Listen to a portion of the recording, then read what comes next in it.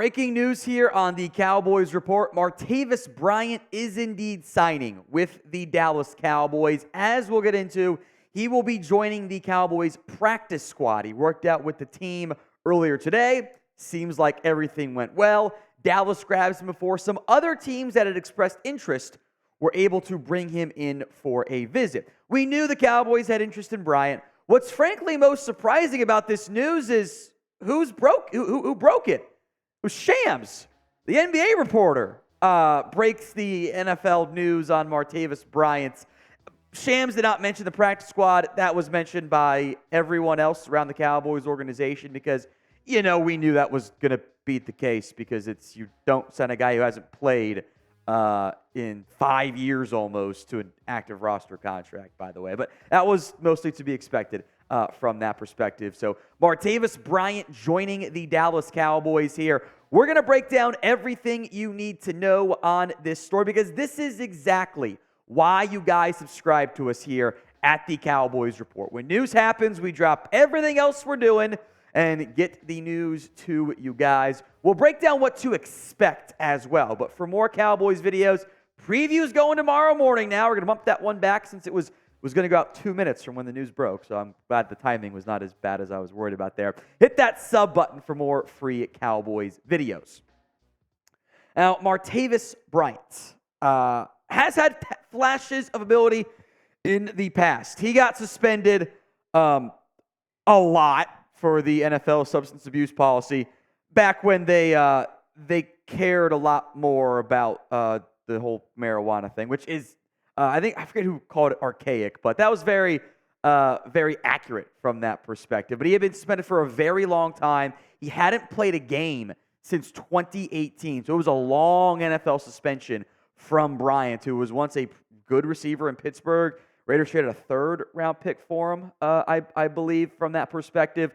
The news of him getting reinstated went quickly into workouts and everything from that perspective. He had the workout today. Sounds like everything went well. Bryant had posted some numbers of his GPS speed, which always a little bit dicey when the player's posting it, but the numbers were really good. So even if you round it down like we do for the pro day speed or whatever, still really good results there out of Martavis Bryant in terms of his impact and everything from that perspective. So I do like what the reality of this is.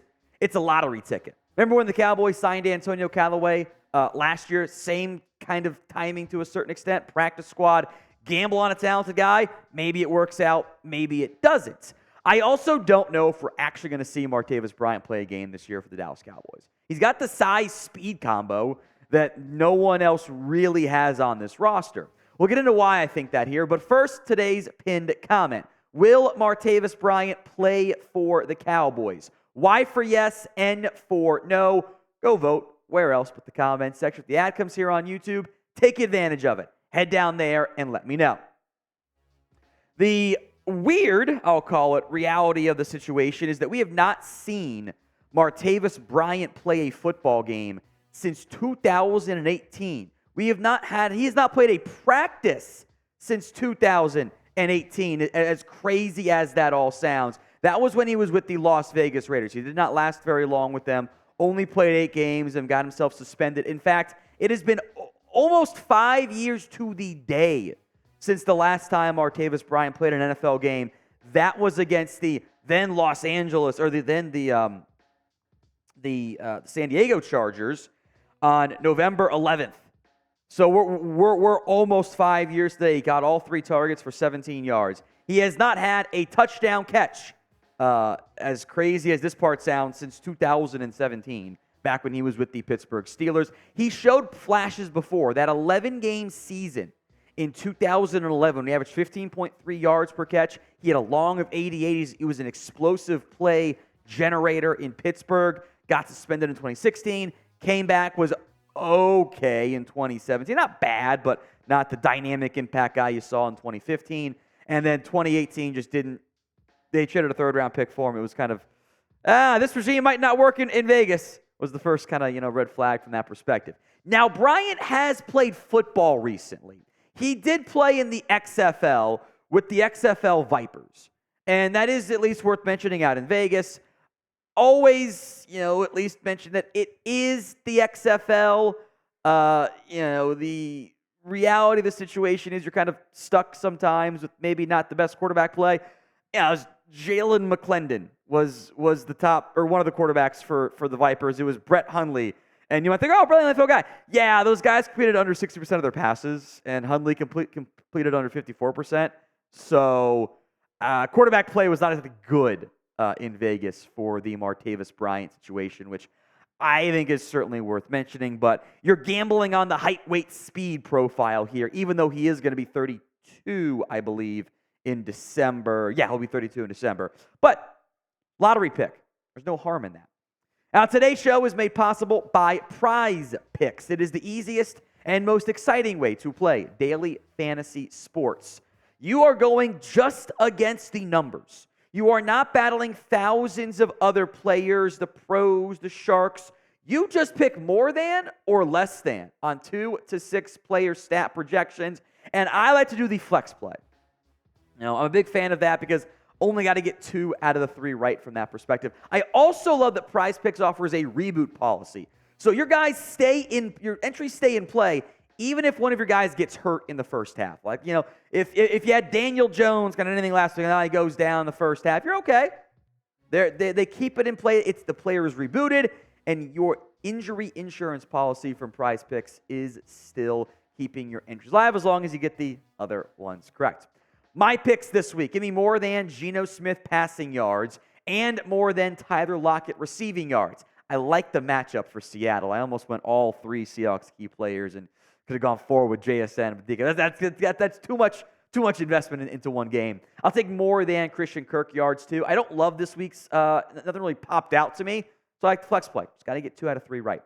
Go to PrizePicks.com/CLNS and use code CLNS for a first deposit match up to $100. Link will be in the comments section and the description of today's show. That's PrizePicks.com/CLNS and use code CLNS for the first deposit match up to $100.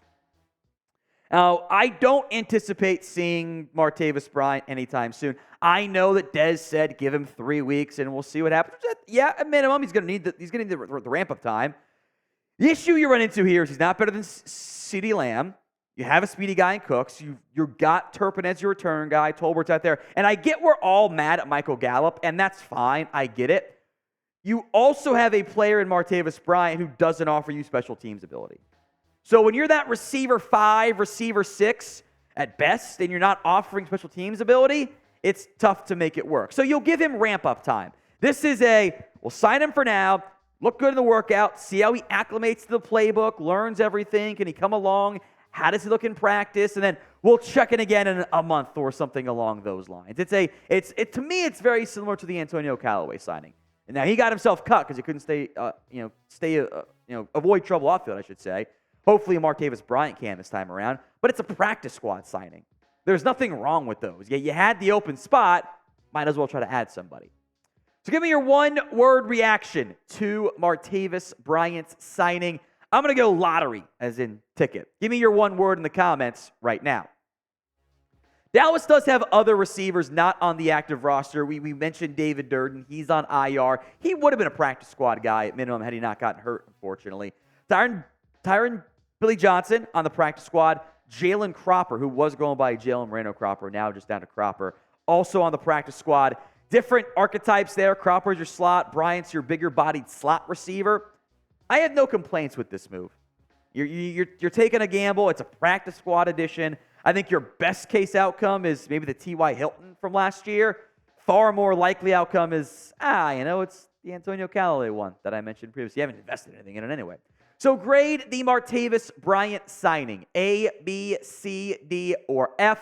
Go vote for me in the comment section right now. Final thoughts here. Again, I'd say keep your expectations in line. I've already seen people say he's going to be active this week. No, he's not. Come on.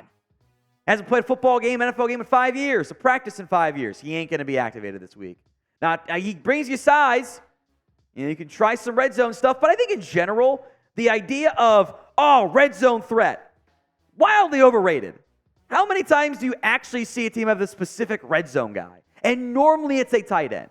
So the height, weight, speed profile is very intriguing. Now that he's reinstated, no issues at all putting him on your practice squad. Just, don't expect him to replace Michael Gallup in 2 weeks. I think that's getting a little bit ahead of ourselves.